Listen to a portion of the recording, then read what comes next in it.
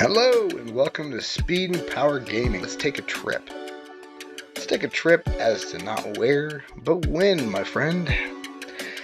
And when is the late 60s. Actually 1968 to be exact, because that's when Mattel released a brand new line of toys called Hot Wheels. So they debuted with a car box, and it was called the Sweet 16. Now that Sweet 16 had basic cars that everybody could see driving around at any point in their lives back then.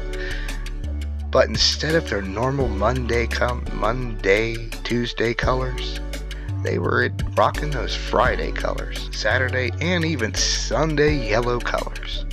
And I'm talking colors that would catch the eye of every generation since 1968. Fast forward into today, and you can see Hot Wheels all over the place. I mean, they have their own aisle in a lot of stores, and not only that, but they're getting into making their own life-sized versions of their own cars. I mean, come on, that is too cool. Like, how cool would it be to actually take a trip on one of these tracks? I mean, it would be scary, but it would be really cool. But you know, it's kind of crazy to think about that it all started with a failed guitar project from Mattel. You see, Mattel was trying to get a guitar that you didn't have to tune, right? It would sort of hold a tune for the lifetime of the guitar. Well, the strings and the technology to do this was very, very expensive, and Mattel decided to cut it.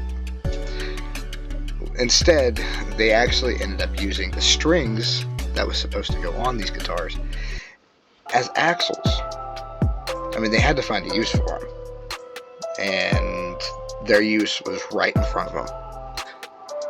And even today, that has a huge part in the design of Hot Wheels, because you see, not only did they have the better axle setup, making them much more fun to play with, but they also had a hot rod look that sort of became Hot Wheels' own style. You see one of these cars driving around that, you know, is got the mag wheels and the big exhaust and the hot rod style. You think Hot Wheels. And I think it is only set in stone throughout the generations.